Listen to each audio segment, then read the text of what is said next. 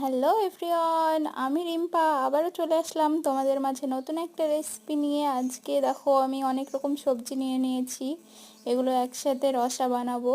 তো দেখো সবজিটা আমি কিভাবে বানাই, দেখতে থাকো। তো দেখো সবজিগুলোকে আমি প্রথমেই কেটে নিয়েছি। দেখো কাটাটা তোমাদেরকে দেখিয়ে দিলাম কিভাবে কাটবে সেটা।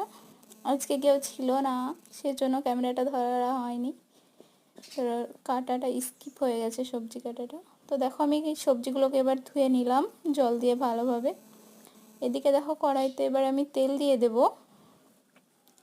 প্রায় অনেকটা পরিমাণে তেল দিয়ে দিলাম।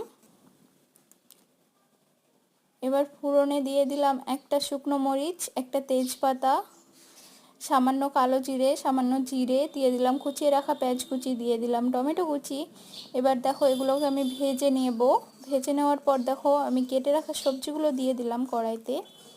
আর এটা হচ্ছে ফোনের ভিডিও, সেই জন্য খুব একটা কালারফুল হচ্ছে না, আর ক্যামেরাটা আমার একটু খারাপই হয়ে গেছে বলতে গেলে চলে। তো দেখো আমি দিয়ে দিলাম পরিমাণ মতো হলুদ, পরিমাণ মতো লবণ, পরিমাণ মতো লঙ্কা গুঁড়ো, দিয়ে দিলাম সওয়াজের গুঁড়ো।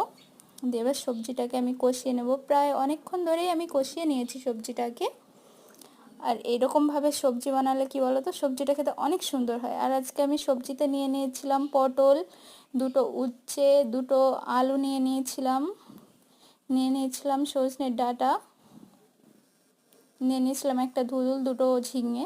তো দেখো পরিমাণ মতো আমি জল দিয়ে দিলাম।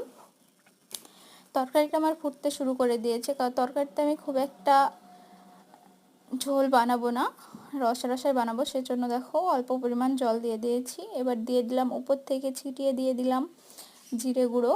তো দেখো রান্নাটা আমার একদম রেডি হয়ে গেছে। আর আমার এই রান্নার ভিডিওটা তোমাদের কেমন লাগলো কমেন্ট বক্স কমেন্ট করতে অবশ্যই ভুলো না।